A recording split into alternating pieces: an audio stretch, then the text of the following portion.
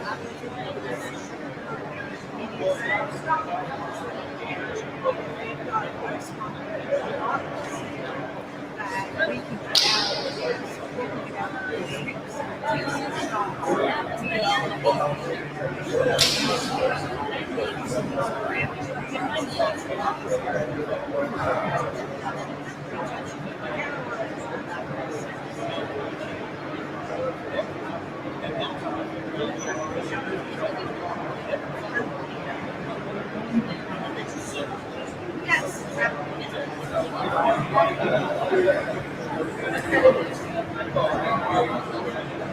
morning, everybody. Can you hear me?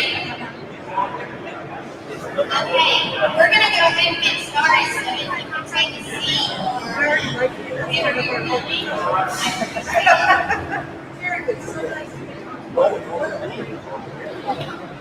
So my name is Susan Shipman. I'm the president of the Texas Natural Gas Vehicle Alliance. There's a lot of big faces here. There's a lot of faces that we haven't seen in many months. And, I appreciate everybody coming. This is a hybrid style meeting. We're doing live stream, doing a Zoom call. So please bear with us. The Texas Natural Gas Vehicle Alliance was created in 2011 through companies like Centerpoint Energy, Southwestern Energy, Apache, and Anadarko. Over the course of 7 years, we decided to go from Houston only, the greater Houston Natural Gas Vehicle Alliance, to a statewide program. So we are now the Texas Natural Gas Vehicle Alliance. So, having said that, we do have memberships available, so if you are interested to join us, it'd be great. We have some board members here. Dorian Din is in the back with Almeida Fuels, Tyler Farmers with Hexagon, Kevin Markey with Market Cryo, NGV Global, Randy Richards with US Gain. Have I missed anybody? Of course, Fury and Dimitri with NGV Global Group. They are a great resource for us. And we're going to go ahead and get this kicked off really fast. Please find me after the meeting, during the meeting. We're going to turn it over to Fury, and he's going to give a few words, and Dimitri, and then we'll have lunch. So please, there's plenty of food, so please don't be watching your waistline. And if y'all have any questions, reach out to me. And I'm there to help. Use the Alliance as a resource. We do in-person meetings. The next meeting, given the circumstances, if it all works out, will be in October at Centerpoint Energy in Houston. And we will be featuring quantum technology and next year, which is a new company that is in the Midland, Odessa area, primarily working on it. So, having said that, I'll turn it over to the Fury. Thank you, Susan. Welcome everybody to NGV Global Group. I hope we're going to have lots of fun today. My name is Fury Zaidi. I'm Chairman and CEO of NGV Global Group. We want to thank Texas Natural Gas Vehicle Alliance for holding this meeting here. We had the last meeting, also physical meeting here at the beginning of COVID. And the first meeting, I guess I'll call it COVID-1. First meeting for COVID-1, the live meeting is also at our facility. Thank you all for coming. I just want to give you a brief history of who I am, how we started this journey, where we are, and where we are going. I started this company 13 years ago in a very small facility with about $3,000. And today, with the help of some of my banker friends, the people who believed in my vision, and a great team that shared the vision with me, we are where we are today.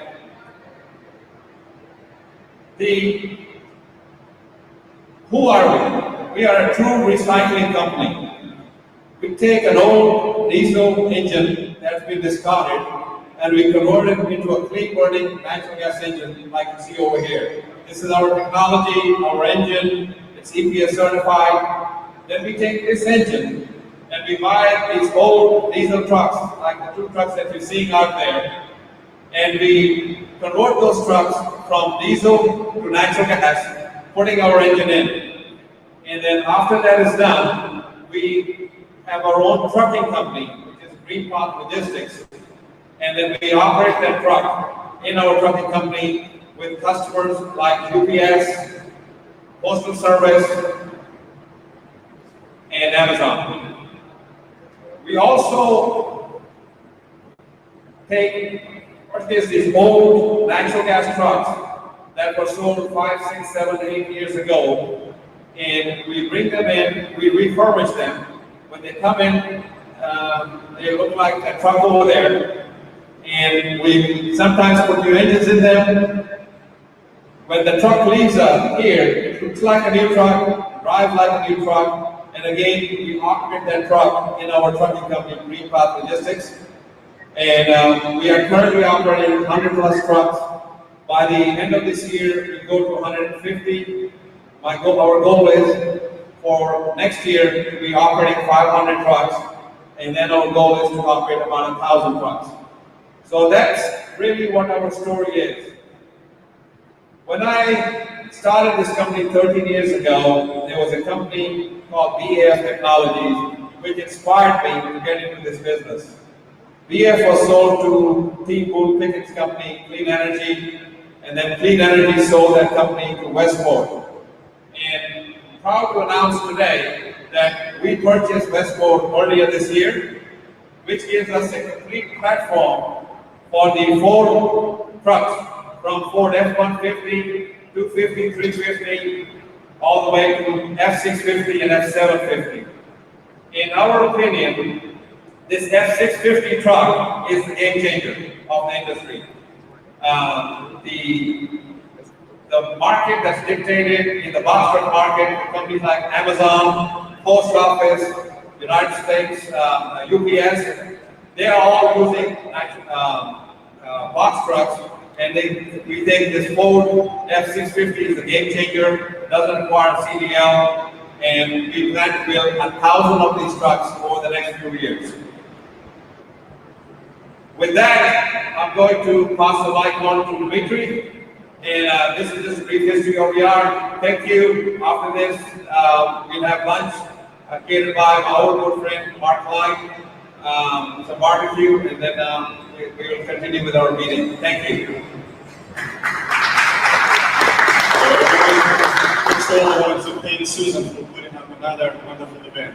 And I wanted to thank each one of you for taking valuable time out of your schedule to come and spend this time with us. It's going to be very informative. I promise you that. What I want to say is that the last few years have been both a joy and a privilege to be part of this rapidly expanding organization. We literally doubled our revenues year after year after year.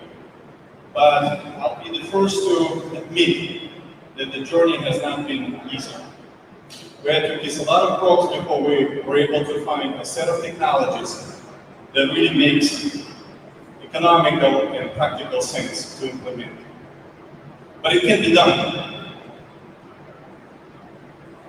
But what we've learned along the way is that what really makes all of this work, we can probably have a separate discussion dedicated another day, what works, what doesn't work, and the mindset that you have to have in order to be able to embrace it. What separates those companies that successfully implement these systems and alternative fuel programs from those that are miserably failed in doing this. I'd love to take a chance to give you a little bit better overview of NGV Global Group.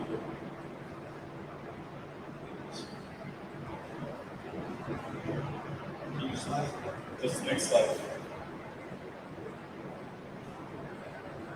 And I wanted to give you a brief overview of what each one of the company, the value proposition that we have today for transportation sector. NGV Texas is our legacy company that for over 12 years we've been providing fleets with both dedicated and dual fuel conversions.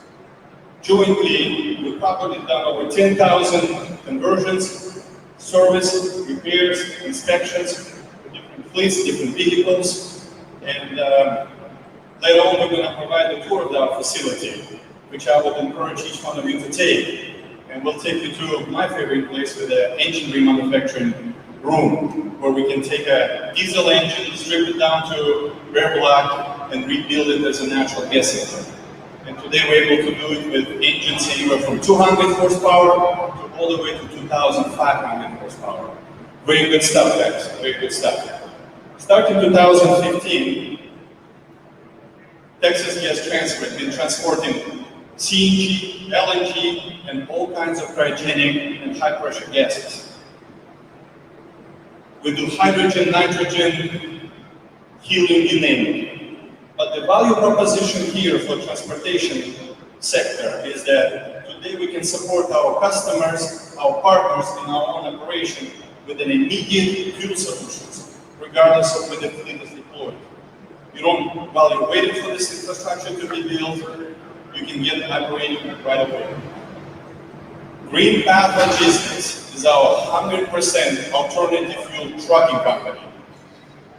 Across the street, you will see all these trucks that run on CNG, RNG, and I'm proud to say that we also have many of them running on hybrid electric systems that have been provided by our partners from Helion. At some point, we were the largest trucking company to utilize these electric trucks, and it always makes us feel good because a lot of talks about it, but not a lot of people get it working. And we operate these trucks on a daily basis, and we like them. Thank you so much. And we looking to expand our offering and place another offering.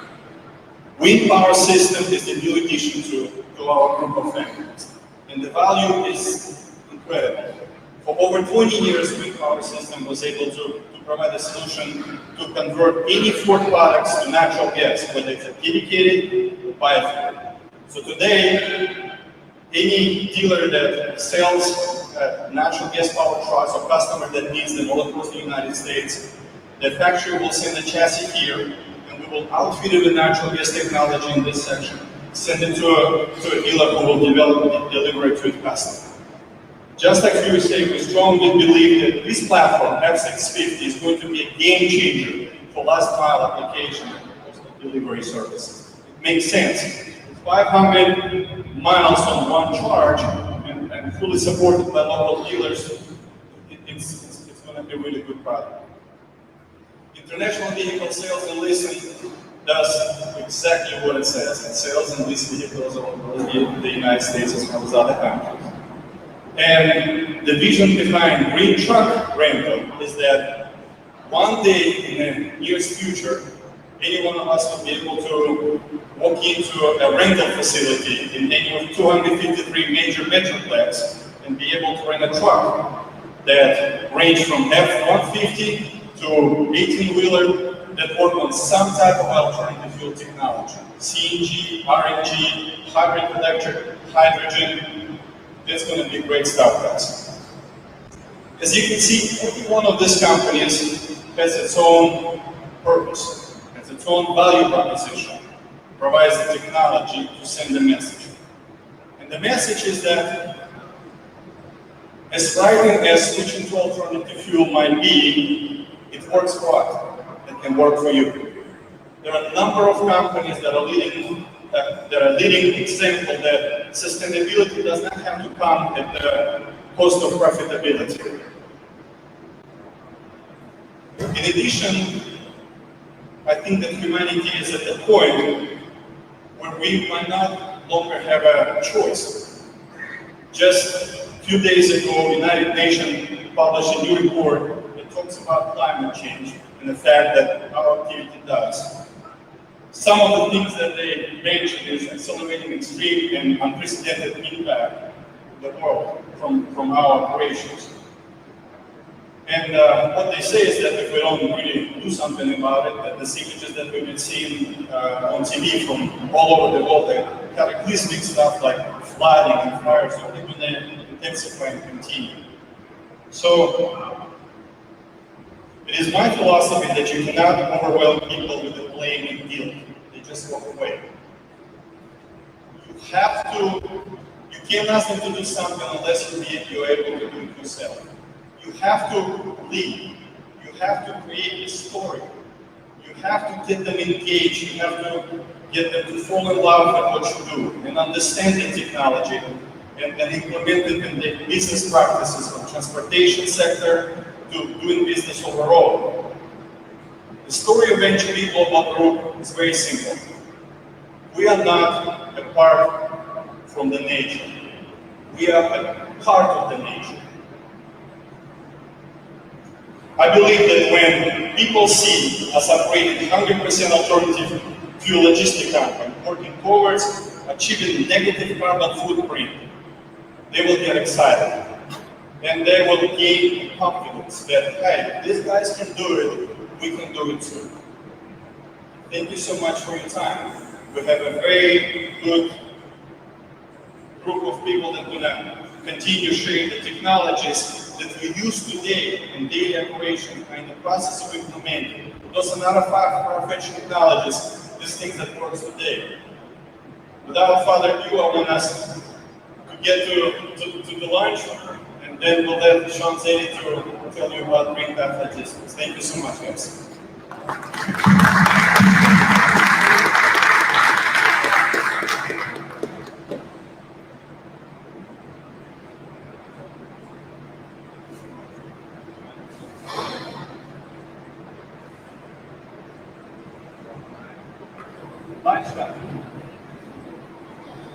Early lunch.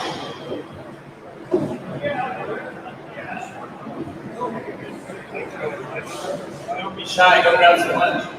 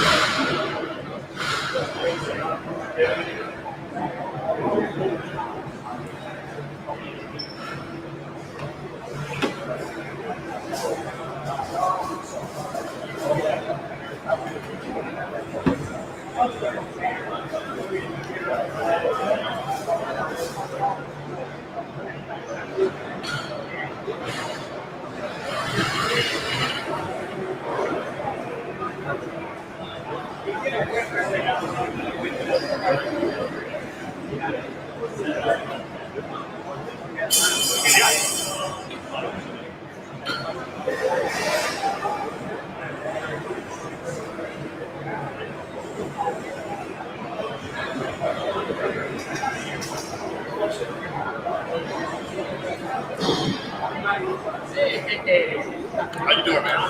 Good. Well, how much That's real good with the oil and gas field out there. Okay. Up in their fab. Okay.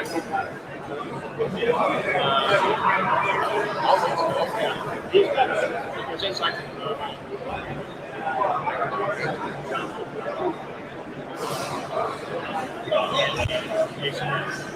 Yeah. He's got, well, Yeah. we're beyond the part.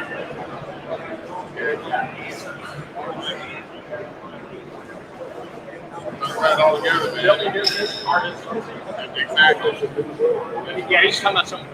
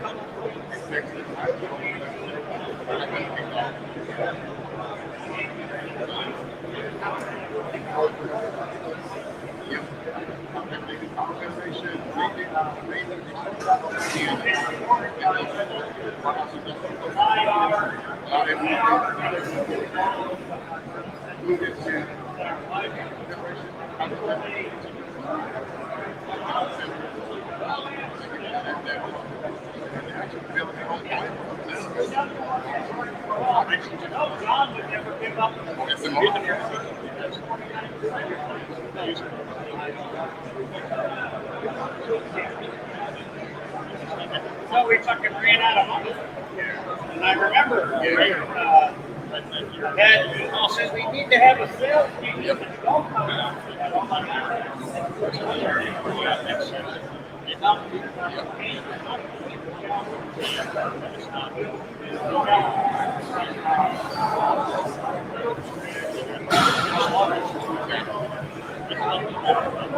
Pretty big, efficient battery. You can knock it out.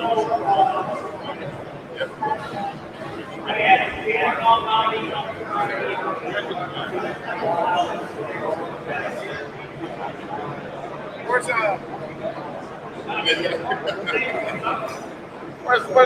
John? Yeah. You got I should have known that because all day. Yeah, sure. Yeah,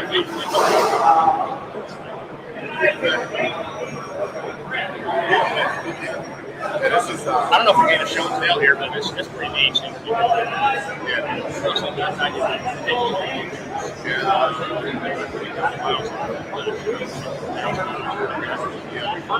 Rebuilding the engine, right? So,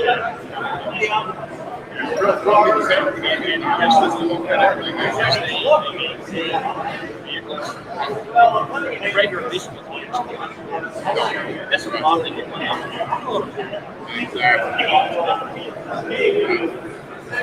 That's not what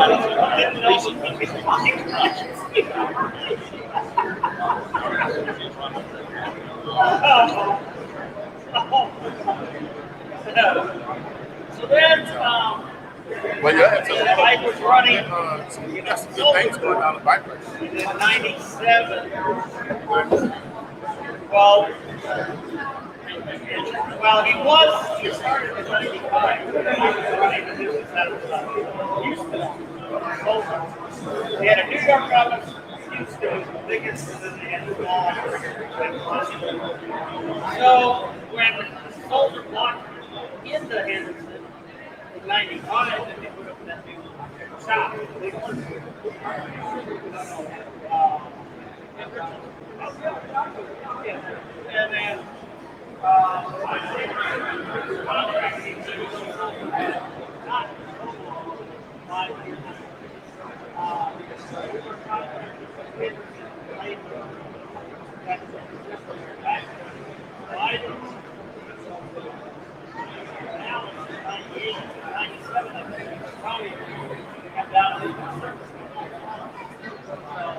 he did that, and then he was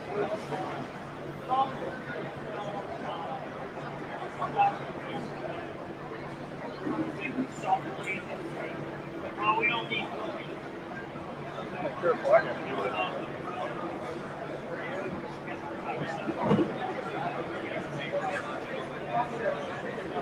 yeah, I talked to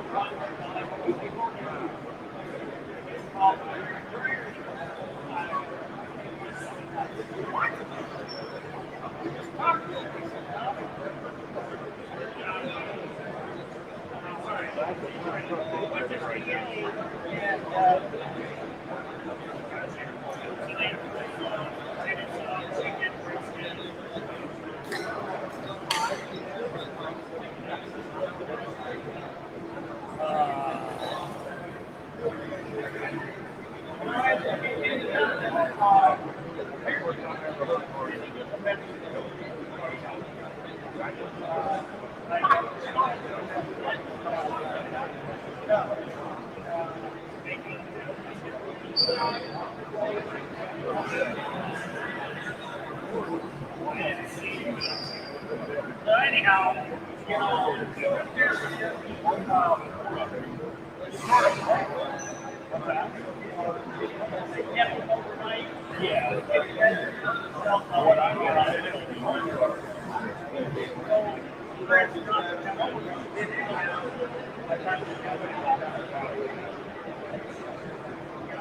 like no warning. But I guess that's the way to go.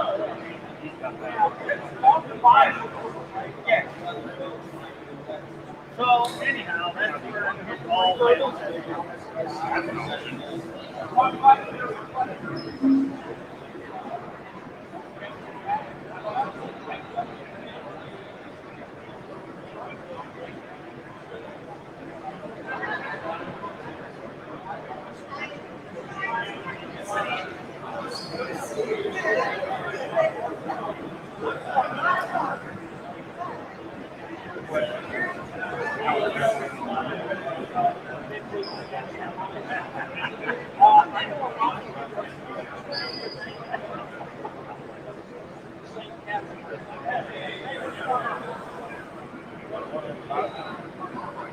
Sitting there the whole time? Yeah, that's right.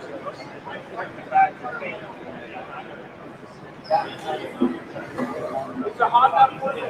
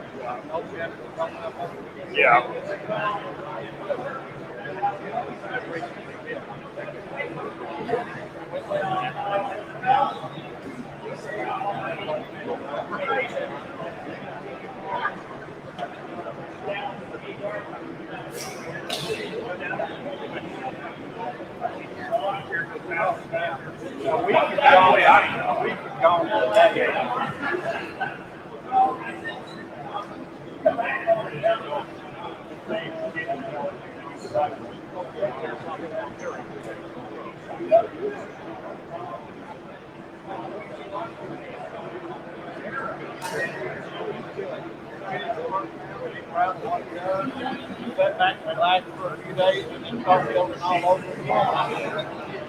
This next month already ended.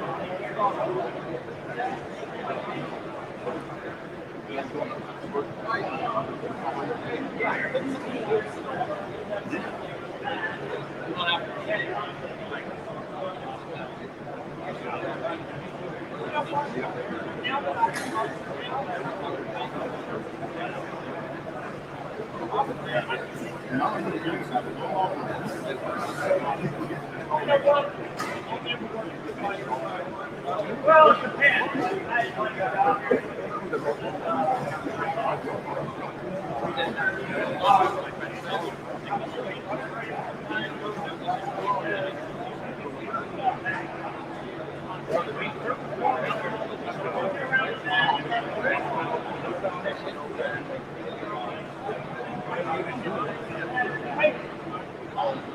You got to build it like you said. It has to be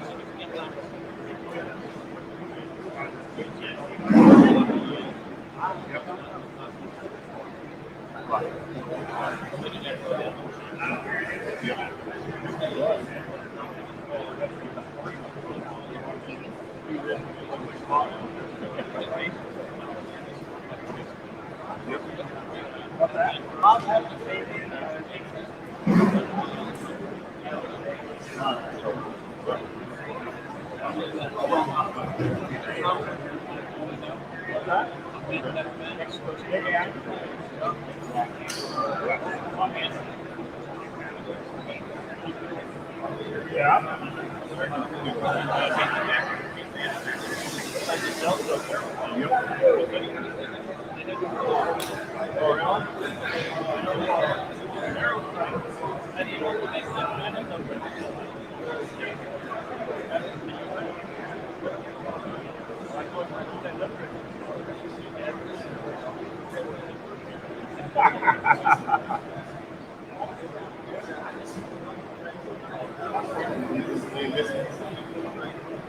that's a smart bobby they put on that. So,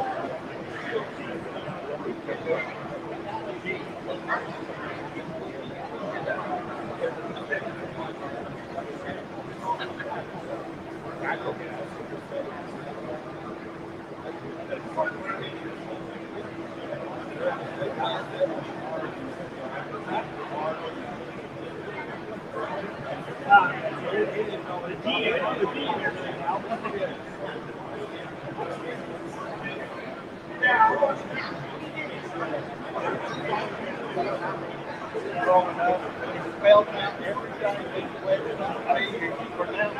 now they got all these.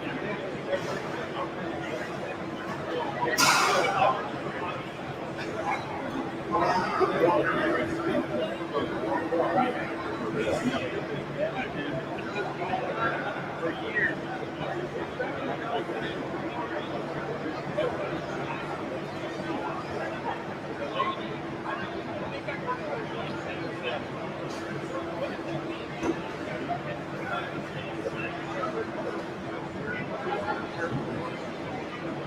Everyone's enjoying their lunch. It's going to be around at 2 in the morning. Get back to their seats. And,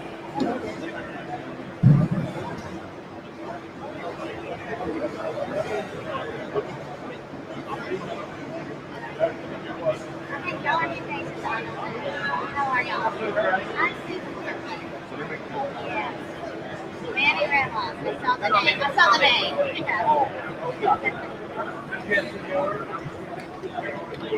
Oh, great. Great. I'll give you my card. Okay. You said Eagle? Derek Gable. Oh, I was like, I went to school with Eric Eagle.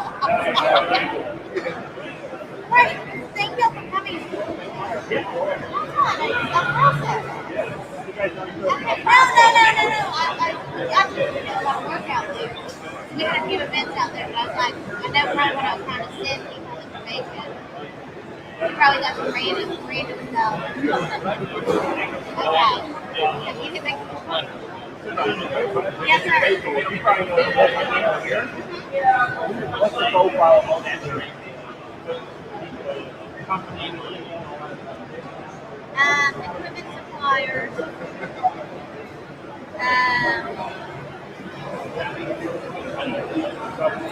Are not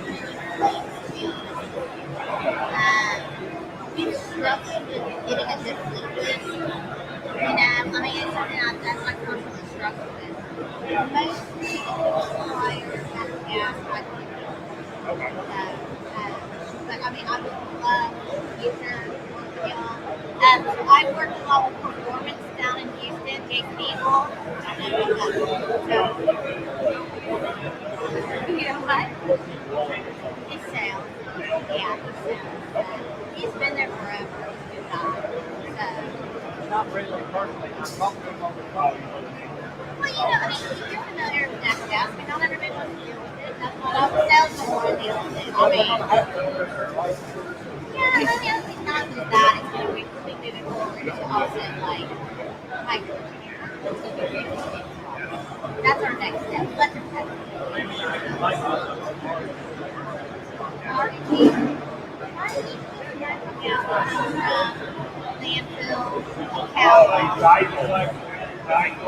It's green natural gas, like that.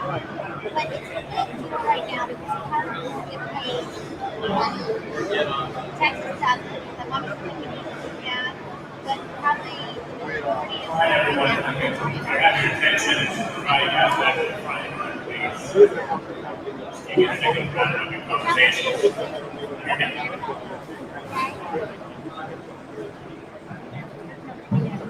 Can everyone hear me? Good. So I'm here today to talk to you a little bit about Green Mountain Logistics. As you can see on the trucks, very prominently displayed, that is our trucking company. This is 100% alternative fuel trucking company. And I'm just going to pick this up. So what I'm going to talk to you about is what does it take to actually run an alternative fuel trucking company? And really, the short answer is it takes three things. It takes an organizational commitment to technology, it takes an effective maintenance program, and it takes fueling. And I'm going to go into the details of what each of those mean. But another important question that we need to answer is, why would we do this? Why would we have an alternative fuel, 100% alternative fuel trucking company? And really, there's a handful of reasons. right now, why it makes sense. And the first of those is the technology has improved across the board. The engines, the tanks, the packages, and certainly we've been one of the driving factors behind that. I think there's a lot of people in this room who contributed to the success of natural gas as a technology, as its reemergence as what we think is the preeminent solution to carbon reduction. And that transitions us into the second reason.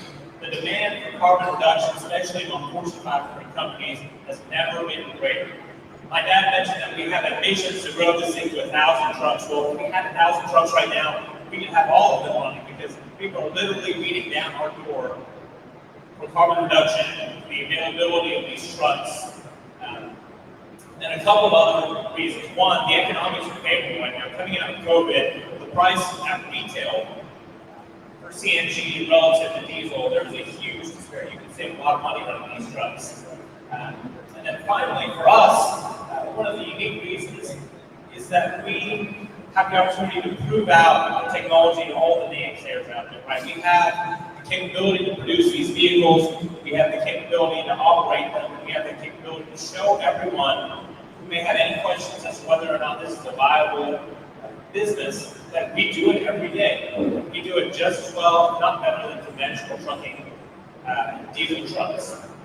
And so, if we can go out there and prove people can do it, then really anyone can go out there.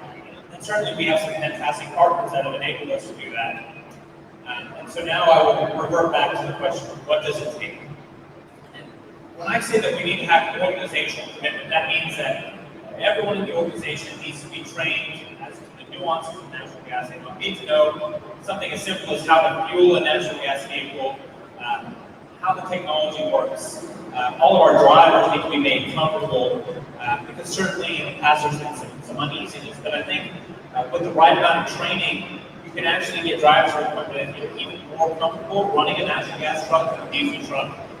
Certainly they don't go home to their spouses with that smell of diesel on them, and that's attractive thing alone. But having everyone, the mechanics and the techs, the operations staff, the drivers, familiarize with the technology, that's the first step. The second step is having a comprehensive, proactive maintenance schedule. So making sure you do preventative maintenance in a way that's different from a diesel truck, right? Because the challenges with natural gas are certainly different than the challenges with diesel. You have different schedules for different pieces and components within the engine that need to be maintained.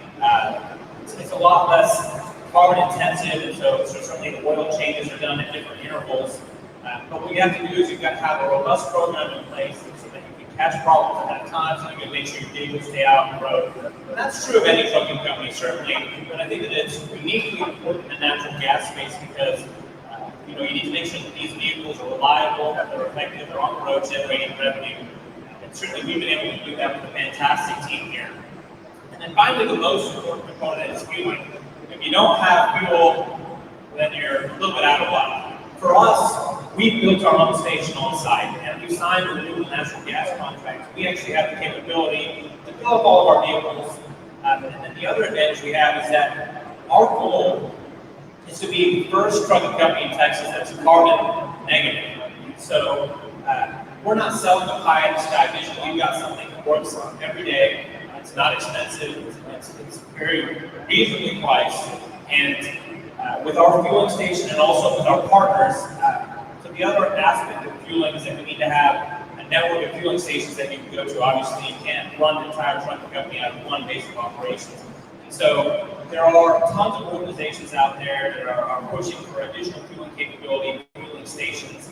And so if you have a trucking company, you have the opportunity to improve the economics by signing contractual relationships with companies like Club Trillium and Energy to get fuel at a significant discount, which one, bolster your bottom line, and two, make sure that you have fuel available wherever you go. The infrastructure is still being built out. Don't get me wrong, right? We've got 10,000 diesel fueling stations in the state of Texas, but only a fraction of those stations have the capability to do natural gas. So it requires some planning. The other way to overcome that hurdle is to have mobile fueling options. So what we've done is we've amassed a series of trailers where we can provide mobile fueling for any of the routes where we think there won't be availability for fueling. And then the other thing that we've understood is the range. So we know exactly where our vehicles are going, how far they need to go. And so if we need to install additional tanks, if we need to run specific vehicles for specific routes, that planning is very important when it goes into the fueling. And luckily, we have a very capable team that's managed logistics very effectively. And certainly that's something that the preps wouldn't have to do with conventional diesel. So there's a little bit of additional work that goes on there. But what we've seen is that the rewards far outstrip the costs. We have a huge amount of demand because companies are beating down the door to get any sort of carbon reduction, carbon intensity reduction. We have a huge fuel savings on natural gas relative to diesel. And now with the advent of renewable natural gas, we have the capability to be carbon negative, which is superior to some of the other novel technologies that are being proposed out there.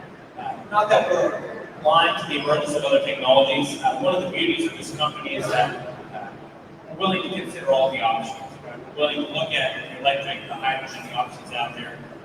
But CNG is in our DNA, especially with renewable natural gas. We believe that we have a competitive advantage, a unique resource and asset that will allow us to make sure that our alternative fuel trucking company continues to be successful and can be a beacon for other companies looking to do the same. And now I'll pass it on to Matt from Hyliion.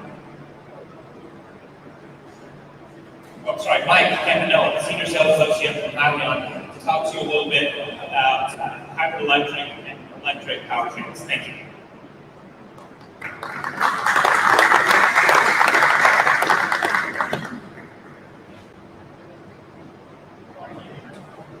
Good afternoon, everyone. And thank you, Fury and Dimitri and Susan, for having Hyliion here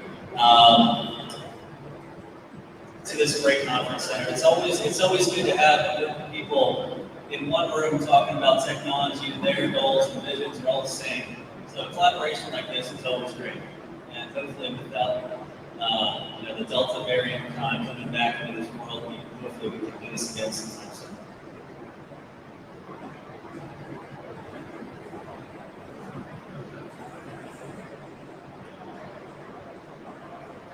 So today I put together a presentation to really talk about where Hyliion is, what we've been doing, and also touch on our products and our technology. As you know, if you look over there, you can see a GPL CNG truck with our hybrid electric powertrain. And GV came to us several months ago and they said, hey, we want to add some power to our truck. We want to focus on the fuel economy of this vehicle.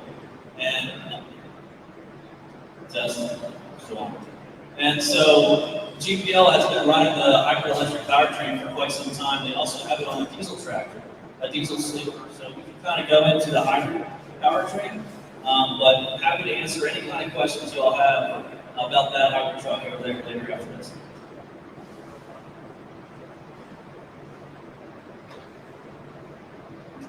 Next slide, please.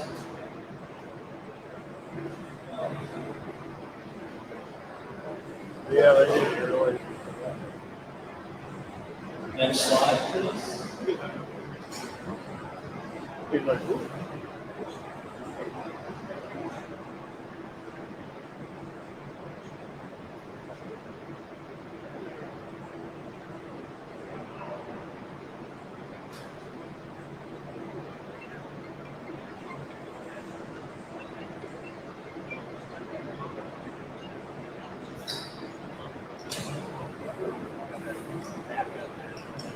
There it is.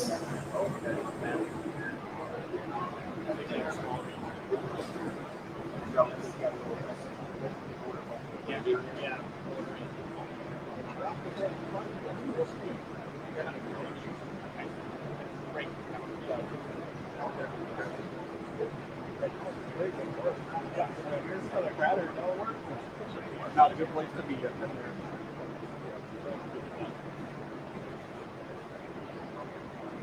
All right, thanks, Al. Apologize for that. I'm not sure if I actually introduced myself. I'm Mike Campanella. So we're going to go over the hybrid electric overview, and then we'll touch on the Hypertruck ERX. So Hyliion has two different technologies, and these are the two different ones. So just to kind of start out and share our mission with us, we want to be the leading powertrain provider of an electrified solution in the commercial vehicle industry. So we're not providing a full truck per se, we're providing the electric powertrain. Right now, in the immediate future, we're focusing on the Class 8 market. That may expand in the future as well. So we're in Austin, Texas. I drove up this morning from Austin. We're actually just north of Austin, about 10 minutes into Cedar Park.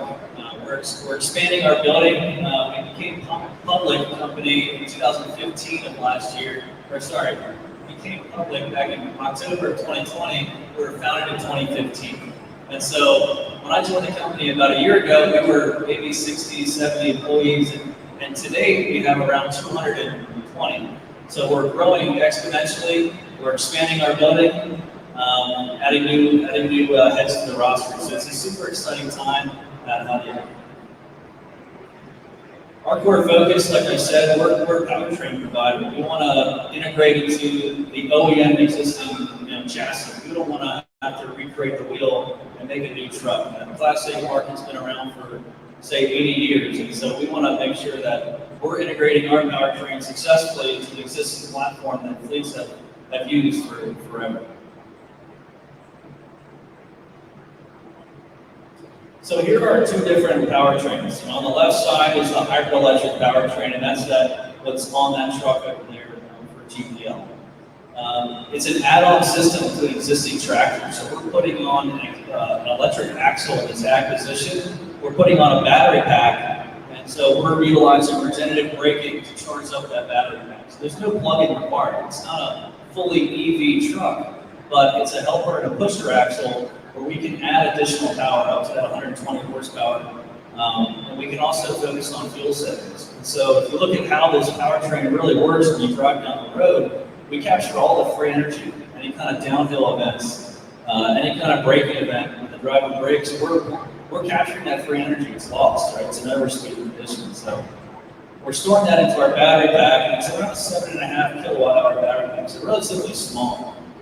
We can charge up the LTO chemistry very, very quick, within 8 minutes of a downhill event. And so we charge up that energy, we store it in the battery, and then we apply power through the e-axle. So this truck most likely comes in as a 6x4 with an inner axle. We have 2 drive axles in the back of the truck.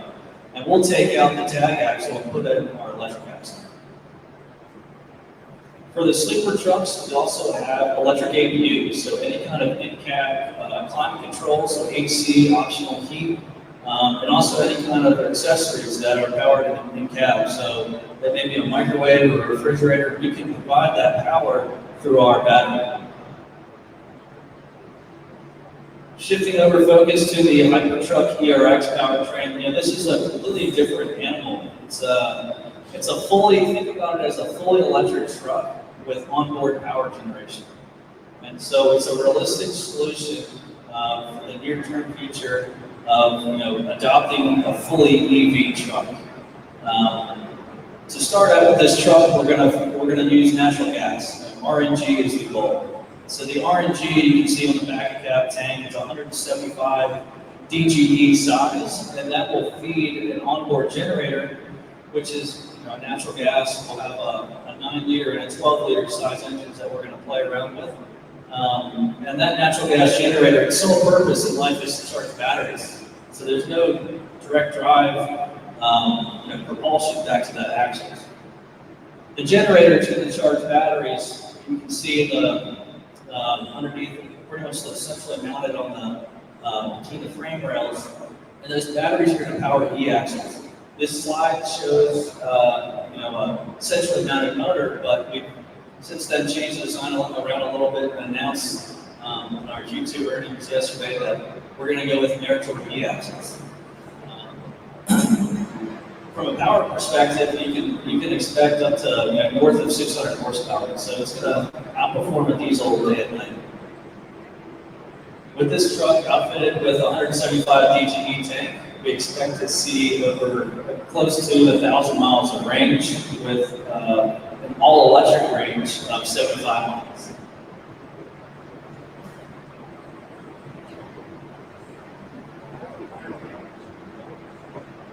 So just touching back onto the hybrid electric, we use regenerative braking. Like I said, this truck is a 6x4 that comes in, it kind of leaves us at 6x2.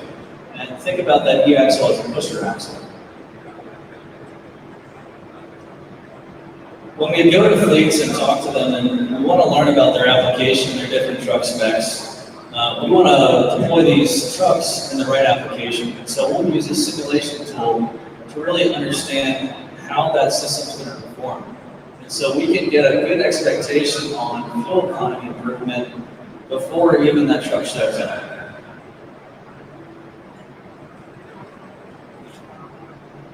Touched a little bit about how the system works. On the left side is kind of a 10,000 foot overview of how the regenerative braking works. And then on the right side, you see some real world customers. We have Penske there, Ryder's another one that are using the diesel hybrid powertrain on the east side, eastern US and northeast. Kind of a long haul situation where they have electric APU, they're sleeping the tractor. And they've been using that for, I'd say, close to a year now. On the right of that, you have the Wegmans, and they actually came to us when we went public in New York, the stock exchange, and they brought this truck up there. This is a very good success story in that they're hauling around 115,000 GVW, and they struggled doing that with a typical natural gas truck of 400 horsepower that comes westport. And so they haul 115,000 pounds, and they haul phantom trailers, and they would do it with their diesel tractors day and night. But they couldn't quite do it with the natural gas. So we put our hybrid electric powertrain on it, and they can successfully, very successfully haul their loads of 115 tandem axles up in New York. And so it was a very successful. And they're actually a repeat customer, which is great. One thing I did want to touch on, from the software side, is that we have a predictive training feature. So we call it a look ahead software algorithm, where we can look ahead up to 25 miles down the road with our onboard telematics and understand the different trains that are coming up. So say you have a big hill in 5 miles, we're going to aggressively charge the battery back up so that you can get up that next big hill. So it's a pretty smart, intelligent, kind of self-sufficient hybrid electric powertrain. This is a emissions impact slide, so it shows the different scenarios of converting your fleet from, say, for example, a diesel to a diesel hybrid, or a CNG to a CNG hybrid fleet, or replacing your diesel fleet with a CNG hybrid fleet. And so over time, you can see that there's tons of fuel to save, and there's tons of metric tons of carbon emissions that you can reduce. And this would be over a lifetime of 5 years. So some customer testimonials. We have GPL, GreenPath Logistics, and also have Detmar Logistics. They're two of our largest customers in West Valley for sure.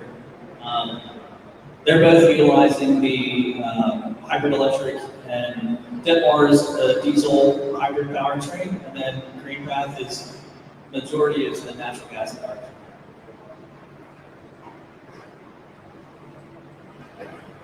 All right, so jumping into the Hypertruck ERX.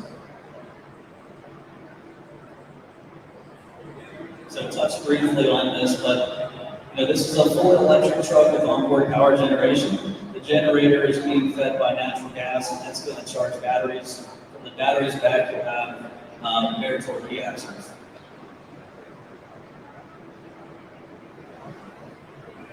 So where does the Hypertruck ERX kind of come into play from a market standpoint? And from the 0 to say 100, 125, 150 miles, we think that if the infrastructure is there for battery electric charging, then maybe BEV, battery electric vehicles, is a good solution.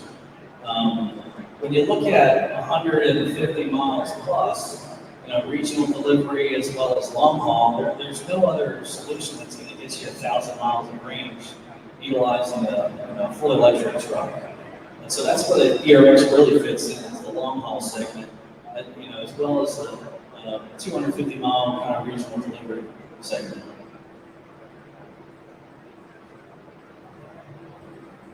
and I'll just touch quickly on this. As you look at it in the lifetime of ERX, we're going to market with a natural gas generator. Shortly after that, we'll have a fuel agnostic power plant that will run on a couple different types of fuels. And then looking into the future, when hydrogen infrastructure is available to really get that zero emissions, tailpipe emissions, we're going to adopt the hydrogen fuel cell. And I will say all this work is being done today, R&D. So roadmap and update on where this ERX truck stands. You know, we have a relationship with Peterbilt, and so they have agreed to build the first 5 trucks for us, and we would call that sample A. This is a Peterbilt Sleeper, 579 chassis, and we're going to unveil this first truck at ACT, the ACT Expo in Long Beach, end of this month.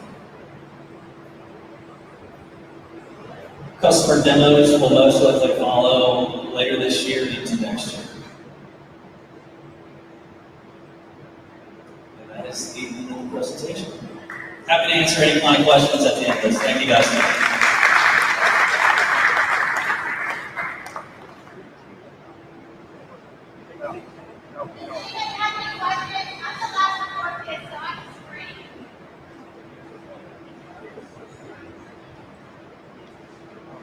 Okay, so since there weren't any questions, and we're having a couple little changes besides all the technical difficulties that we have, I will take full responsibility of that. We're going to go ahead now go to Lansard Energy. So Chris Hussey is going to give us an update on hydrogen and how that kind of is playing into the natural gas industry and where we're going. Chris will tell you all about the cell, and then the only change after this is TCEQ is not able to call in via the Zoom technology. And I'll give a little update on the last session for natural gas vehicles. But nothing is going to change in TCEQ as far as grant funding. So there's still a lot of money in Texas available, and we want to use that money. There are some groups that are trying to move hydrogen into that funding, but we'll talk about that a little bit longer later. Right now, I'll turn it over to Chris. All right, thank you, Susan. And are we good with you? Okay, perfect. All right, so what I'm going to be talking to you guys today about is hydrogen. And hydrogen has a real-world application, so it's basically practical hydrogen. So Lansard, we've been in the business for about 30 years.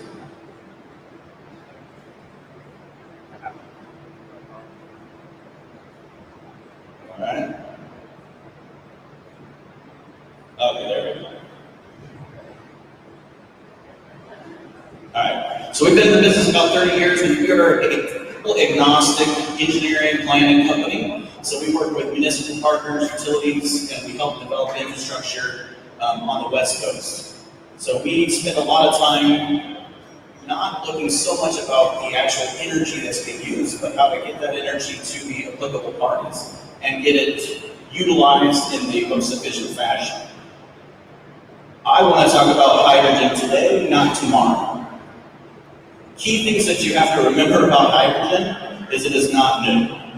So just like everybody's talking about RNG and how exciting it is, and it's all this new stuff, I'm sure there's people that have been in the energy industry for a long time that know we've probably forgotten more about natural gas than we're actually utilizing. Same thing exists in hydrogen. We actually were transporting people in big balloons across the Atlantic way back in the day. So we kind of know hydrogen, we know how to work with it. This is the first hydrogen car.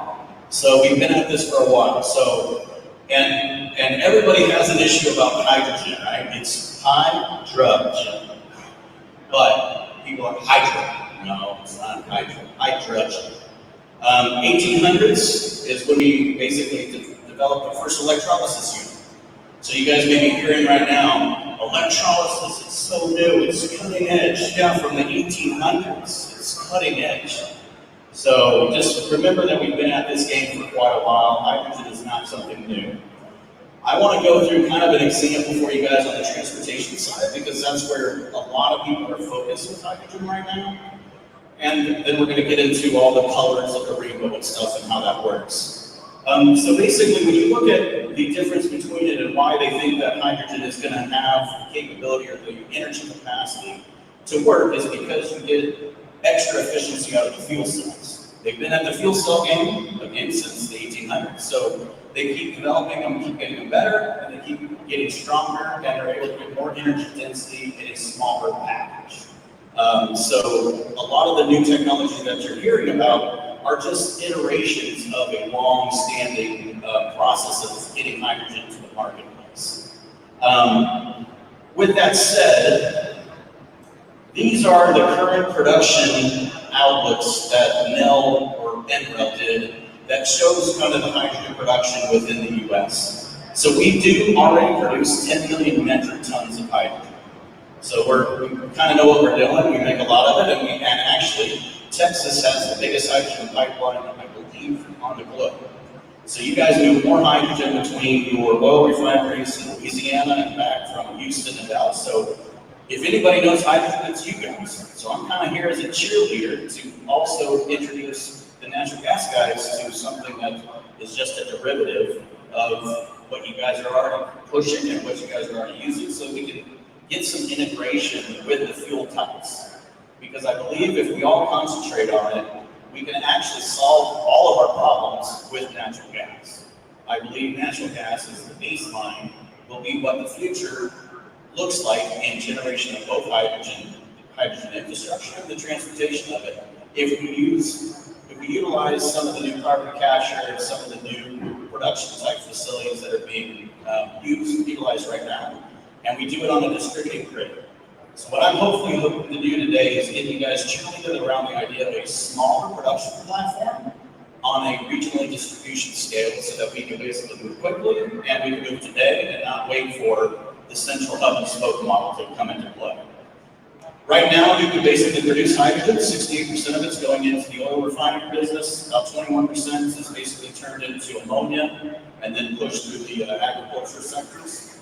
And then after that, you have all the other stuff, so hydrogenated oils, foods, sources, different stuff like that. Now, in order to be politically correct, I'm going to basically try to sideswipe a lot of the political traps that occur when you talk about hydrogen, which is right now everybody is saying electrolysis is the only green way to produce hydrogen. And in reality, that's not true. The answer is RNG. So the answer is renewable natural gas utilized within an SMR system with carbon capture added to it. That is the only truly negative carbon footprint that we can produce right now. Because if you take electrolysis, and they talk about, well, we have tons of curtailed power within the US. So we have all this renewable energy with solar and wind, and we have all this extra power. If you've ever heard about the duck curve, so we have all this excess power at the wrong time in the wrong location. The problem with electrolysis is everywhere we're making that power doesn't have water. And electrolysis, you need a lot of water, and you're going to basically consume it in an area that already has an issue with water distribution. So we look at natural gas, renewable natural gas, and carbon capture as a method of basically pushing that life cycle and creating a closed-loop system. I'm going to kind of walk you through the colors and how they work. So basically, you have renewable. That is sourced from any type of renewable source that gets its power from renewable. So if you were to co-locate a hydrogen production facility using electrolysis in the solar farm or in the wind farm, and you were to take that curtailed energy immediately as it's available, generate the hydrogen using electrolysis, you have green hydrogen, 100%. Now the question is, what do you do with that hydrogen? I don't know if you've noticed, but you don't have a huge solar farm or wind farm in your, well, never mind, I drove through Texas. You guys do have it in your backyard. So I would say for you guys, chances are you probably could do a little bit of this mixed with the SMR technology. But for those of us that live in cold climates or non-sunny climates, we don't have big solar projects, we don't have huge wind farms. So now the question is, how do we get that green hydrogen to them? Well, the answer right now is on the back of a diesel truck. The absolute irony is fantastic for me. I just love the idea of driving past a hydrogen truck or hydrogen carrying charter truck on a diesel truck hauling it to where it's gotta go. It's really fun and exciting. Carbon captured blue hydrogen is the push right now. That's where we take carbon, we capture it during the production process of the SMR. And I need to pause real quick and tell you why people don't like SMR. So SMR, the easiest way to think about it is, for every kilogram of hydrogen I generate 10 kilograms of carbon. So that's why they say it's a bad process. But if you were to take that carbon, capture it, and then recycle it through the process, now you're basically going to get that back into the system, and you're not going to have any of the carbon emissions. So that's why we feel like SMR units are going to be kind of the key moving forward. And I think what you're seeing right now in the battery space, and why hydrogen is getting so much hype right now, is we're realizing that our logistics, in the US especially, we don't have the range with a battery truck. We're giving up too much weight, or we're giving up too much efficiency, and so we're not seeing the benefits of having that. I guess you have range anxiety, just like we did when the first EVs were coming out, but we're seeing it even worse. We're giving up too much of our efficiencies and our movement of goods by trying to put more weight on the trucks. So carbon capture for us is going to be really good, and if you can ever figure out how to close the loop on the actual combustion engine, then that's going to be a huge one. The colors of hydrogen, we're now, I think, up to 9 different colors. I think we've added turquoise and magenta and something else. So right now we have a push in the industry. We're trying to basically do what we call a CI score. So the same thing that we're using for the low carbon fuel standards in California, we're currently working with a lot of the hydrogen councils to remove the color factor because there's too much confusion within the color wheel of hydrogen. And what we're going to try to do is say, we're going to try to apply the same low CI scoring system that we use for the LCFS credits to the hydrogen. If we can do that, then we can remove a lot of this misunderstanding between going green or blue or yellow or turquoise, and we can say, look, you have a CI score of -100 or -50 or whatever it is. So that's where we're trying to get to, is to push away from the color system and go to a more of a CI scoring system. Why am I at the Texas Natural Gas Vehicle Alliance talking about it? Well, because methane is made of 4 parts hydrogen. So you have a lot of it, and we use it. We use natural gas to make the most efficient hydrogen there is now. So about 95% of the hydrogen generated in the US is generated with SMR technology. So we believe that if we can keep track of this, and we can basically enhance the current systems, we have a much better chance of using hydrogen as an actual transportation fuel source moving into the future. So I want to kind of quickly run through, I want you guys to kind of grab hold of the idea of CNG, RNG, and H2, and don't look at them as competitive fuels. Look at them as more of an enhanced group of fuels that you guys can offer into the marketplace utilizing natural gas to start with. I told us some stuff, so basically this is what the government, H2 at scale, this is their vision.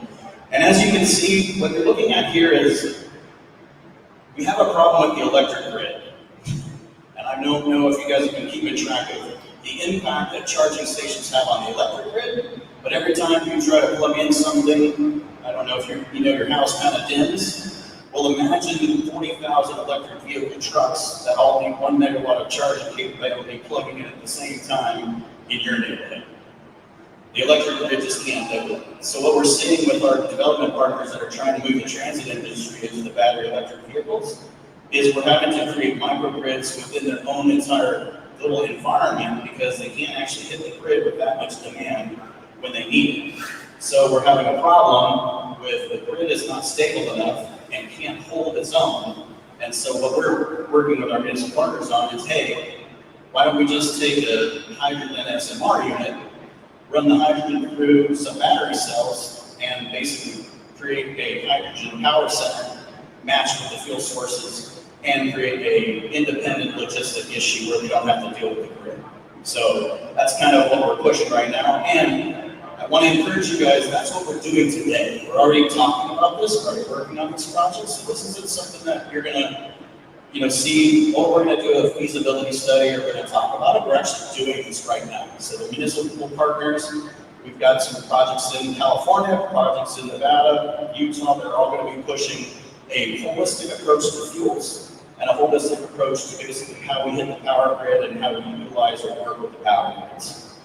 The reason that we are 100% behind natural gas is because you guys literally have the largest battery on the face of the earth called the natural gas pipeline system. There's more energy stored within the natural gas pipeline system in the US. It's the most efficient way to move energy around, and it's located everywhere we have a truck or need a truck. So for us, we look at this big battery that sits under the ground, and we say, hey, I can pretty much tap anywhere in here, and I can generate hydrogen at any location that you need it, and I can generate hydrogen cheaper than I can do it at any time with electrolysis or trying to play the power grid, and I now have an infrastructure that is readily available to distribute today. So what we would encourage you guys to do is, if you guys are thinking about what you're going to do with your fleets or how you're going to work with your fleets, think about, if you're thinking about hydrogen or you're thinking about ammonia or you're thinking about any of these future fuels, go back to that original molecule and you'll see CH4 at the base. All of them start with methane and move on. So this is the best battery that you can possibly work with. A little bit about hydrogen. So you have a couple of inputs that you can work with. This is pretty much your water, electricity, and your natural gas, and then the flow chart. What I'm feeling right now, and what I'm hoping all of you guys understand, is the world has bought into hydrogen. So back in the 1800s, they liked it. We put a bunch of balloons in the air, and we liked it until we watched one of them kind of explode on camera, and so then we didn't quite like it. But it's been around forever. Natural gas has been around for about the same amount of time. All we're saying is, let's concentrate on working together to create the best transportation network that we can moving forward, utilizing natural gas, because it gives us the best, most efficient way to get it. And if we can do it with RNG, now we're running out of cows, so we don't have enough cows to keep up. So what we're looking at is the carbon capture regasification model as being kind of the future of the regenerative nature of natural gas. So if we can capture the carbon and repurpose it and then put it back into the pipeline, and you get about a 95% recapture rate, we feel like we're going to have a recycled capability and an RNG option moving forward. I want to talk to you about the distributed grid and on-site production. So this is a high-gear unit. This is an SMR unit. This is the footprint that you'd be looking to dedicate to create about a ton of hydrogen a day. That's not that big of a deal. The nice thing about this and some of the other technologies, so this is another version of a regasification unit, hydrogen production on site. These are ready to be deployed right now, and almost a zero capex because they're willing to do a gas service contract with you. So instead of being hit with the full entire capex requirement for generating hydrogen on site, you pull up a little bit of about a half acre of production space, call one of the companies that's doing on-site production, and voila, they'll come and do it, and they'll give you a gas agreement, long-term supply agreement, and basically you get hydrogen immediately. Now, trucks aren't pulling up getting hydrogen right now. So what do you do with it? That's where you need to work with partners like Great Path Logistics and some of the other partners so we can move that hydrogen into the industrial market while we develop the transportation market to go with it. But if we don't develop the transportation market, we end up with the chicken and egg conversation all over again. How many of you guys currently run a CNG station that's doing a whopping 3,000 gallons a month and you're thinking, this was the biggest mistake I made? I'm trying to encourage you to look at other options to basically take that gas that's coming in and generate other products that you can then move into the marketplace and then generate some production. The potential we have with RNG, and this does not include my version of carbon capture built into it, but we're looking at landfill gas, 2.8 million metric tons per year that we can then turn and utilize for the transportation network. We're having a huge amount of problems on logistics though, because just like the solar and wind, those cows are not located really where we need them. So we're having a transportation and logistics part that we're working on right now to try and make those decently move. So it's whether we move it into LNG or we move it as a gas, or we're thinking If we're overproducing in a certain place, we can put an SMR hydrogen unit, do that, and then store the hydrogen as basically the stored energy or the battery system. The other thing I want to go over is this is the corridor. So we're focused heavily on the transportation network. The Department of Energy is 100% behind what they call their energy corridors. So this is the CNG corridors. Pretty well developed, I'd say. Looking good. It looks like we can pretty much satisfy most of the transport issues. There's a little problem right here. This green dotted line is undeveloped. So New Mexico, what happened? But they forgot to put in a CNG network. So we need to hurry up with New Mexico to get one of them built. But for the most part, the CNG infrastructure and the movement of natural gas, because we have a huge battery sitting underground, is ready to go. That's the hydrogen map. Interesting though, if you overlay these two maps, you'll find that where they want to put them is exactly where you have CNG. So what I'm hoping to do is cheerlead today to get you guys on board with, hey, us as a natural gas industry can partner with the hydrogen group, not look at it as a competitive fuel, but look at it as a complementary fuel to what we're doing, and basically say, we're going to take our infrastructure and we're going to make it your infrastructure. Because here's the coolest thing. For every CNG station, there's a hydrogen generation on-site option that within the next 3 years, we could basically make the hydrogen map look like the CNG refueling map in less than 2 years. I would encourage you guys to jump on board, because with where we're going with hydrogen and what we're doing, this energy corridor is easily solved with natural gas. If we keep waiting around, the guys pushing electrolysis are going to figure out a way to cut us out of turning this into an actually feasible economic option. They're already trying to do it. They're in Congress right now trying to take the word green and have put it onto solar and wind only. Even though it's been proven that natural gas using RNG is the only truly negative carbon footprint, California almost wouldn't publish it. The NGVA had to go find the article, prove that it was, and then they published it. The issue is we're going to get overrun in policy if we're not careful.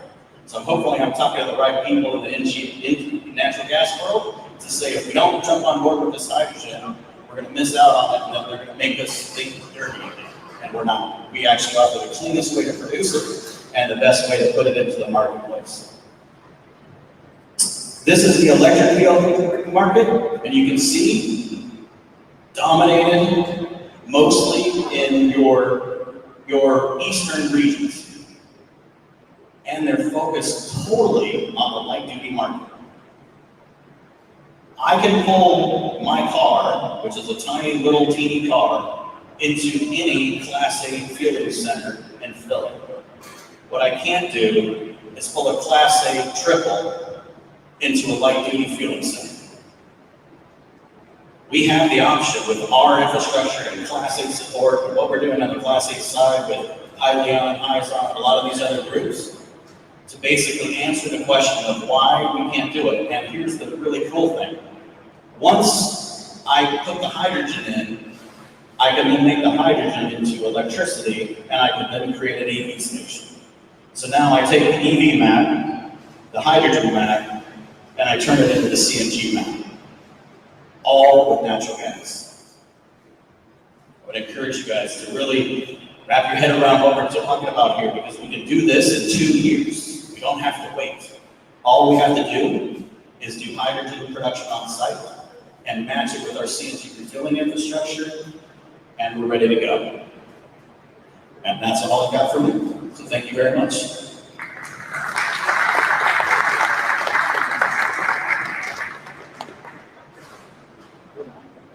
I'll answer questions if you find me around, but if you have them, please don't be afraid to jump in and ask me.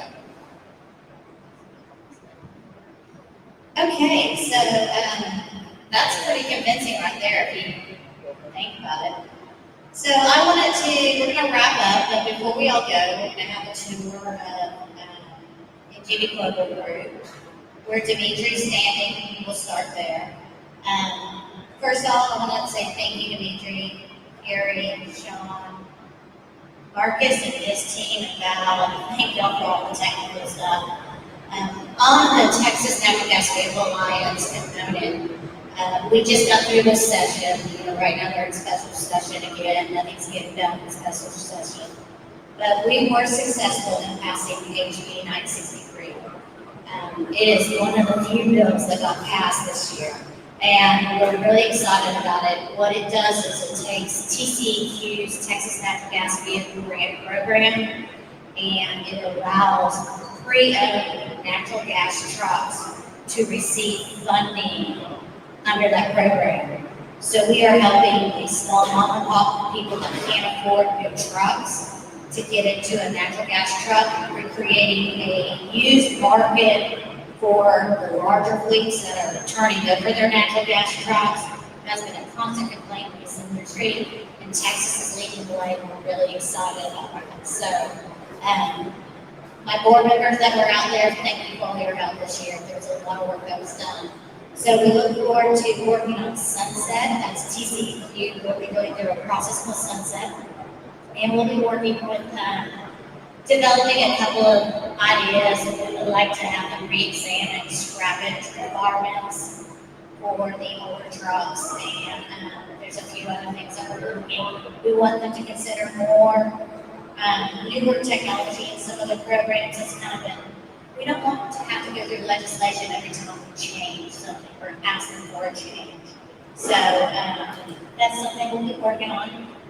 In the next legislative session that will start in January 2023, we know this is coming down the pipe, and we have to get on it as far as the industry, but we were able to fight off Senate Bill 1726. This bill would have triple taxed natural gas vehicles.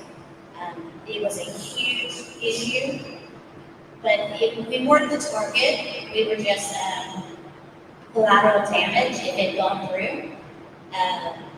They're looking for a way to get the motor fuel tax on electric vehicles because they don't pay anything right now. And if you're not aware of it, in Texas, natural gas vehicles still pay the 15 cents at the pump tax. So we were already paying it. This would have created an additional tax for the DMV and a registration fee. So we know this is coming down the pipe, so we have to be proactive on it. So we will focus our efforts on that as well in the next legislative session. As I mentioned, given the next meeting is October 14th at 11 to 1, we are going to go 100% in person if we are allowed. Technology has not been my friend. So that'll be at Centerpoint Energy, and that'll be a great meeting if you can attend. If you want to sign up for our mailing list, let me know. Give me your business card, I will sign you up. You can follow us on Facebook or LinkedIn. I have to say that there are 24 letters in the Greek alphabet, and we're only utilize Alpha and Delta. So I hope we don't have 22 more variants of this virus. So once again, thank you all for traveling here. We appreciate it. Just want to say good thoughts, good words, good deeds. We're going to now go to Dimitri and go on a tour of the facility. Thank you all.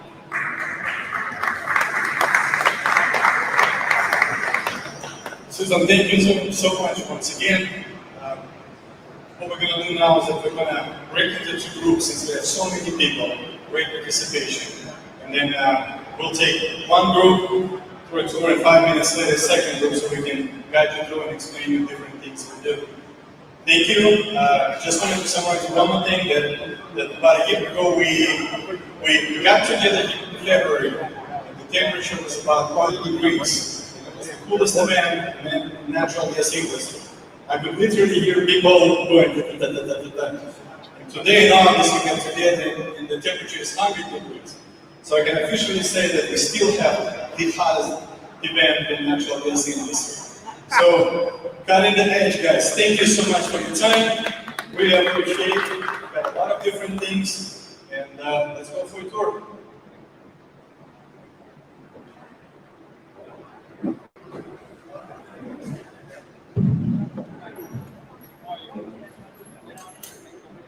tour on your hat, aren't you? Well, where I am.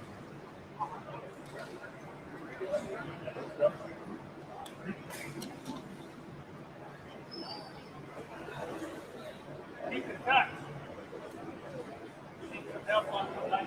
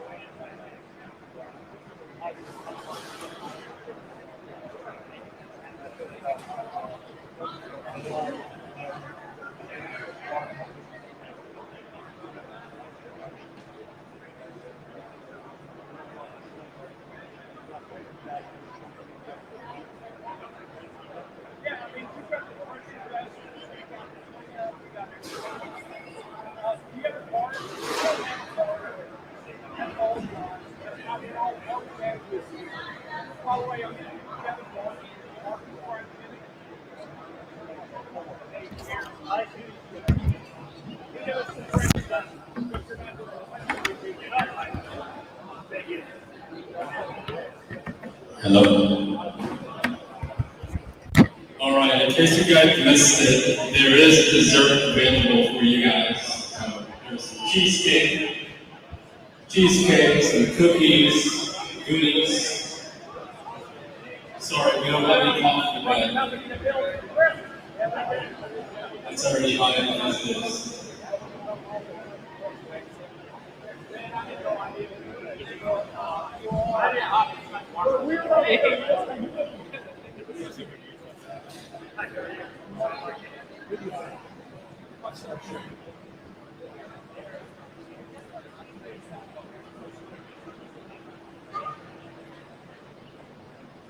Let's go.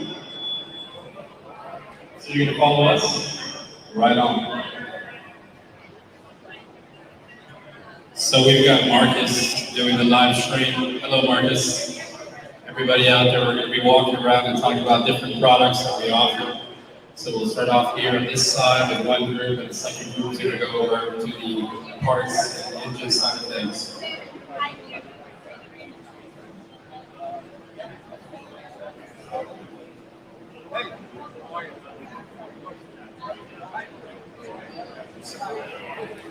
So, all right, let's do this. Let's separate into two groups. Dimitri's gonna take one group over here, so you guys take Dimitri. Dimitri and Fury are gonna go that one group. Teresa and myself are gonna be the second group.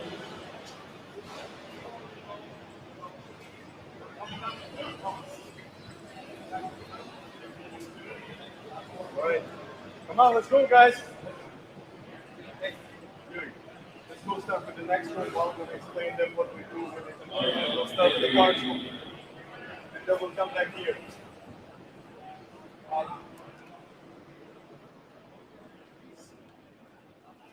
Yeah, it is much cooler here, guys. I promise you.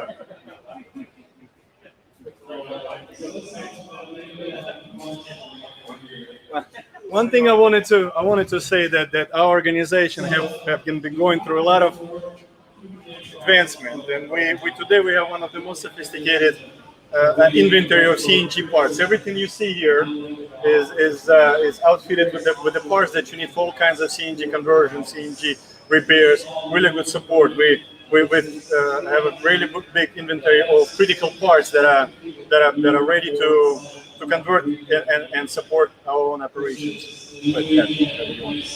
Yeah. Let's go to the fun part.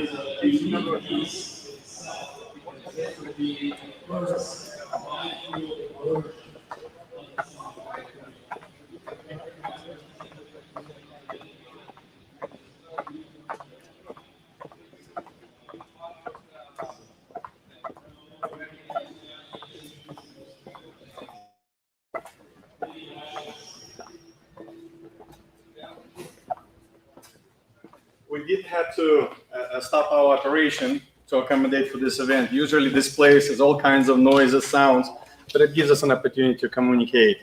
But this is probably one of my favorite spots in our organization. And what we're able to do is that take an diesel engine and strip it down to a bare block, like you see right there. I'll send it to a third party that would verify it, make sure that there is no micro cracks or anything like that, and then bring it back and outfit it in this facility right there to work on natural gas. We'll put reinforced components, we'll put everything, all the technology necessary to get this thing going. One of the unique features we have is that once we finish with this engine, we'll repaint it green so our guys know that, hey, this engine been touched and sell it to be put in the vehicles. Can we ask questions? Sure. Do you take it to your final engines, or you can take any type of engine, tier 1, 3 tiers, or it have to be tier 4 final? We have a variety of different solutions. Some of them are dual fuel systems, some of them are dedicated. What we like to work here is on dedicated systems. This particular engine that you see here is a Detroit, it's a DT466 7.6 Navistar block. That engine right here, this engine goes into Class 6 trucks, and as well as the school buses. But there are different technologies for different types of engines, as well as the technical support and programming. You're doing good? Yeah. Feel free to jump in. Good. Yeah, so for benefit of everybody else, we start off from a bare engine block that you see over there, which is originally was born as a diesel engine block. And then we start also with a regular diesel head, and we modify that, the pistons and the head, to make it from a diesel ignition engine or injector engine to a spark ignited natural gas engine. And that all happens in our clean room here.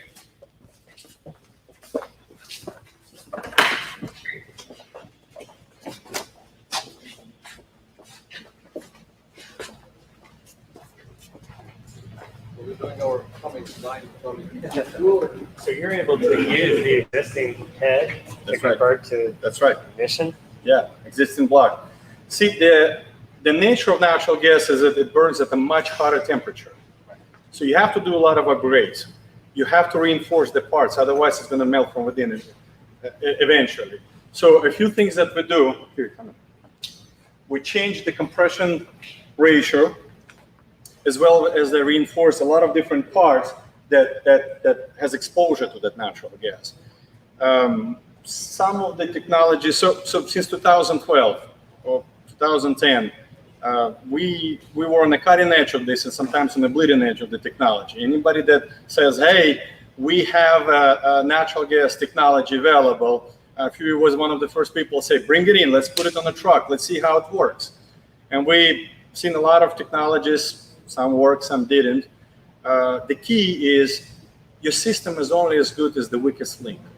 You might have the best engine manufacturing conversion kit. You might have the best fueling module. But if your feeding is not good, the moment that the customer can smell a natural gas, they're going to say, okay, there's a problem with this conversion. So it's really important to understand all the components and make sure you use the right technologies together that are proven. And we went through our trials and errors. I mean, on this engine, I think we would. This is our generation 6. Generation 6. And we have some of them working for many hundreds of thousand miles already in operation, and we constantly changing, evaporating, improving and improving our processes and technologies. And when you're doing the conversion, do you taking brand new engines, or could be already engine that has been in use, has some mileage on them? Yeah, so we start off with we are in the aftermarket business. Okay. On the Ford platform and the Chevrolet platform, we are in the new OEM business. We have our rep from Cummins. We also bought, that's a Cummins engine, 9-liter, and we also work on Cummins 12-liter engine. So the Cummins Westport had a partnership, or still does. Okay. They developed the 3 major engines in the United States, which are all in partnership with Cummins Westport, and that is offered as a new OEM engine.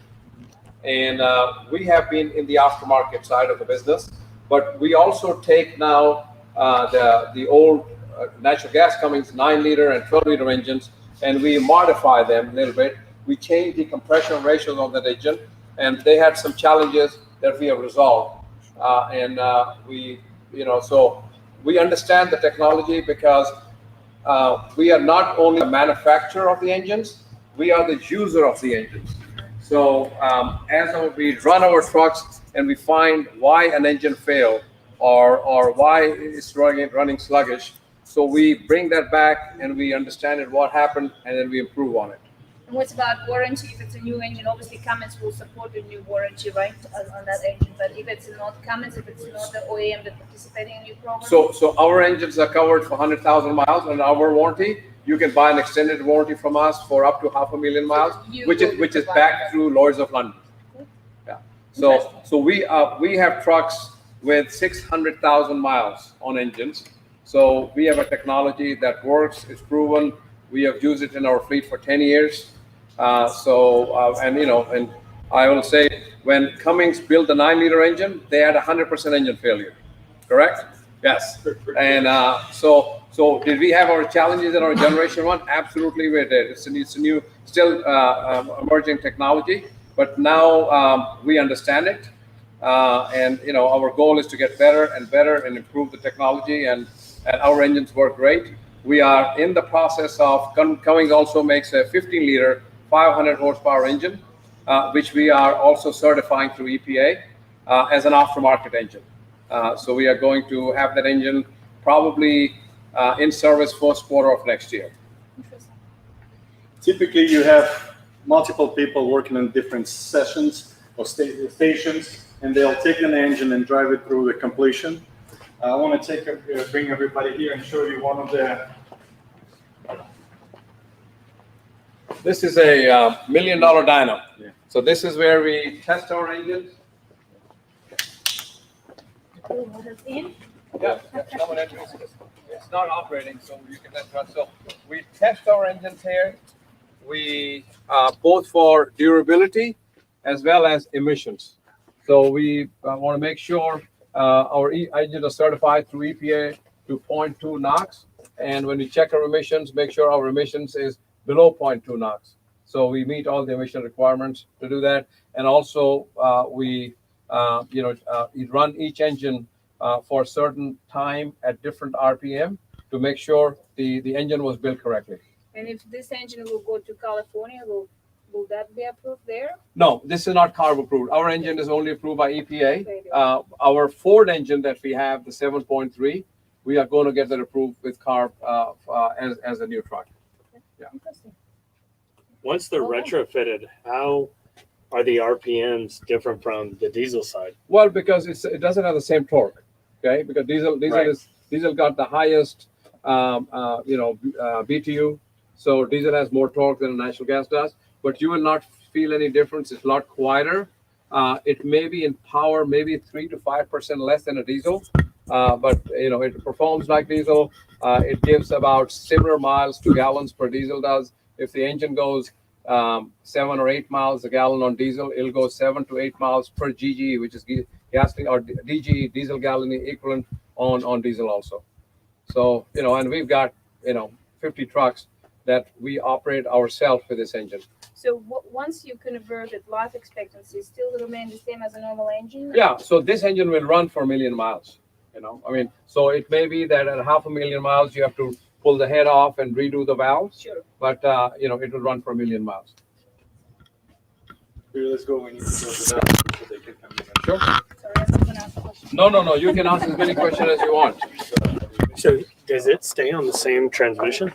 Yes. And we work with Allison, and they have given us 4 different programs. So there's 4 models of Allison transmissions.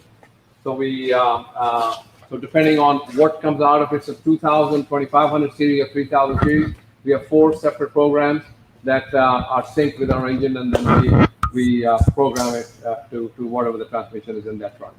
When the engine is complete, it comes out through this door and goes into our main production where we just had an event. Typically, we had 5 lines of trucks coming through. If you were to come in on a regular day, you will have multiple teams working on each one of these trucks. But let's go there so we can tell you a little bit more what we do there and take you for the rest of the facility.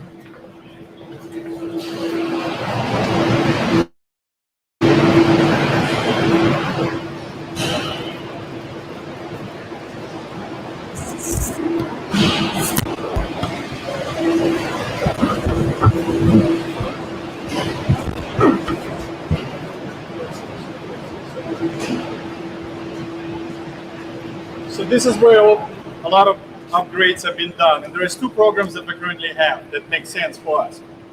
Program number 1 is that we take a pre-owned natural gas truck that might be 2014, 2015, 16, like this guy, a Class A truck. And we go through 60-point inspection and we look at the component, and if it's all the critical components, if the 80% or better, we'll keep it on the truck. If it's less, then we replace it. The idea is to make this truck look and operate the best it possibly can, just like we say, restore it to best of ability, because we're going to turn around and deploy it in our own 100% alternative fuel trucking company, Green Path Logistics. So it gets torn down to nitty-gritty details, all the powertrain, everything get rebuilt, engine get inspected. If there is any issue, it goes in the engine room where it gets restored, or the new one gets put in. Same thing with the tank package. Everything is, when it comes out, it's in the best shape it can possibly be. The second program that we have is taking a Class 6 diesel box truck and take the diesel engine out, replace it with a newly built diesel engine, put a tank package, put all the components that will allow this truck to work on natural gas. As you can see, when our guys done with it, we strip it down to a frame, and everything else is getting rebuilt. The good thing for us is International have not really changed the way how they truck look, over the period of time. So when you take a 2014 truck that's been reconditioned and park it next to 2021, 2022, they look about the same. And, when it painted and polished, it comes out and it's there to do business. This is your local delivery application. The trucks will have 400 or 500 miles. Those are the trucks that are going to do local deliveries and typically will come back home every day. So they can fuel at the station. It makes a lot of sense. We typically put about 2-3 days worth of natural gas supply. So in case there is some kind of disruption with the private station, or if they come into a public station and something happened, then they're not uninterrupted. That's the way our customers like to do. Let me quickly show you the rest of the facility. Just kind of give you a better understanding of the magnitude and some of the other stuff that we do. We'll go quick because it's really outside.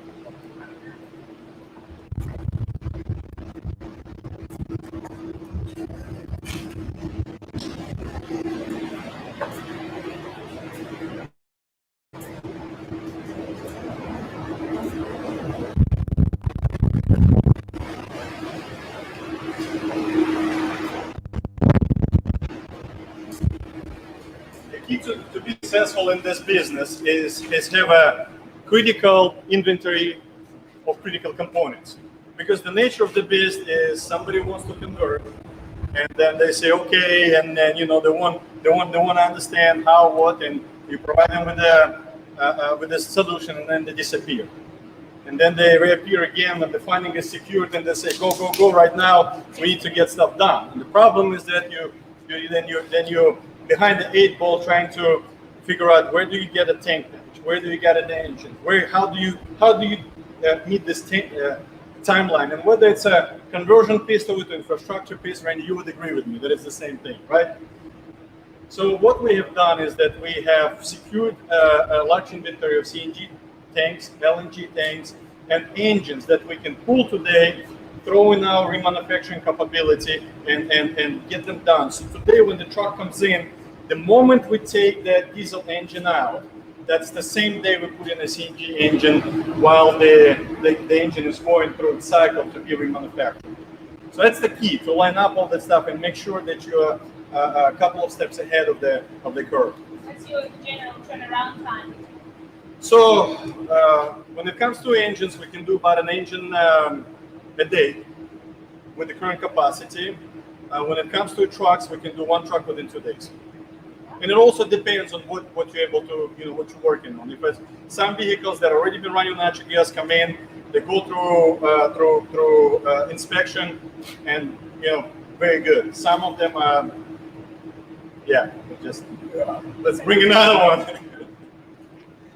Coming in.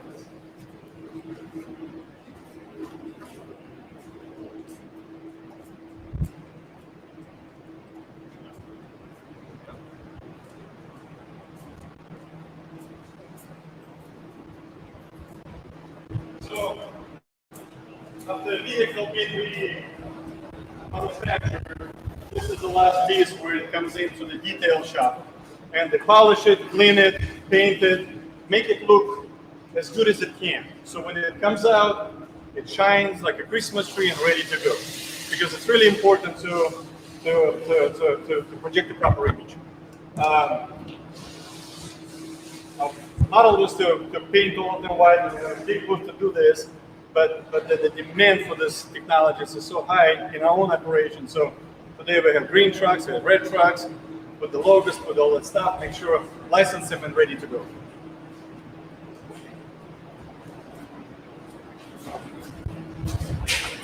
Tow trucks as well as 18-wheelers. We actually have a lot of light duty, medium duty. We even have a Lima that runs on natural gas available. We usually go pick up people from airport in a Lima that runs on natural gas and kind of give them the whole spectrum of natural gas vehicles. Really drives the message across. But these guys burn a lot of natural gas. They have to keep their engine running even when the truck is off to operate the back of the truck to be able to load and unload. So it really makes sense to run on alternative fuel. Those type 1 tanks you run on those, Mickey? Type 1 tanks? It depends, but in this one, absolutely. It's cool right there.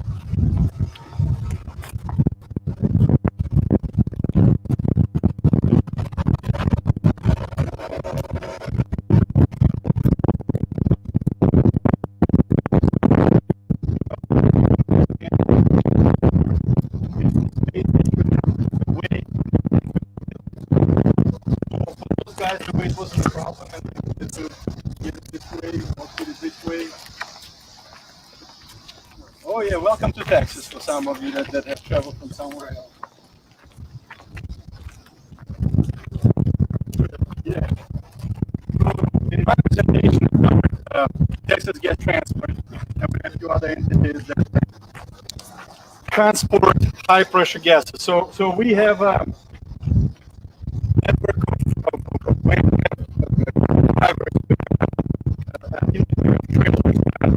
daily basis going in and out, taking CNG, LNG, hydrogen to different locations. So we have some of them, just like Chris mentioned, some of the operations run out of with diesel, some power trucks running on natural gas. So we do I wanted to, if you can see right there, this is the largest that we've ever converted from natural gas.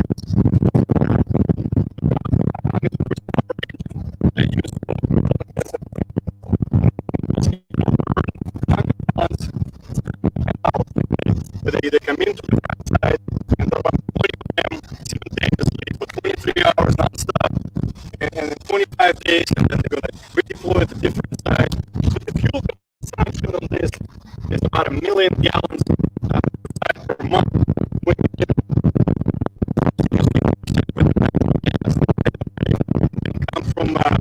CNG filling station, or eventually from a flare site that could be a couple of miles away, that makes a big environmental impact and a big yield a lot of savings for this guy. So there's a huge push for high horsepower engines implementation, and I'm glad to say that we're playing our part in it.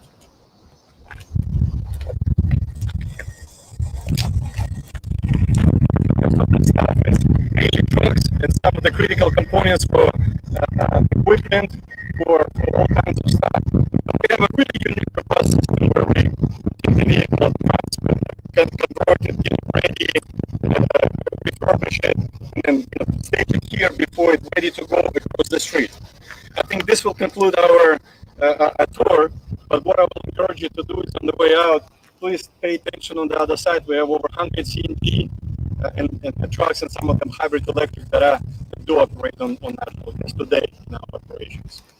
We'll go inside. I'll give you an overview of the Helion truck so you can see how this technology works. It's a pretty cool technology. Yeah, that looks fun. Yeah. Thank you so much. Thank you guys for being with us. Any questions? What's the engine on that? Comments? QSK 50. We did cover, yes, before diesel, yes. We found that before fuel tools.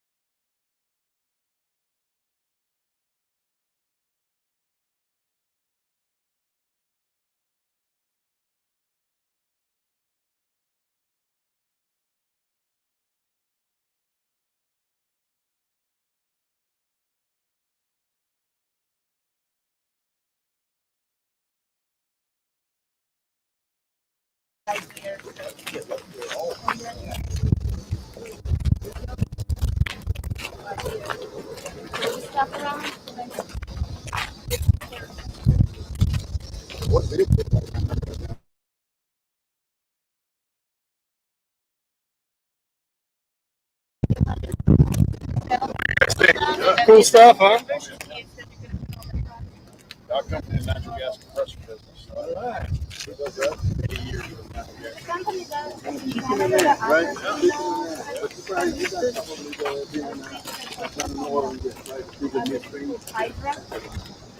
Yeah. Can you be certified now?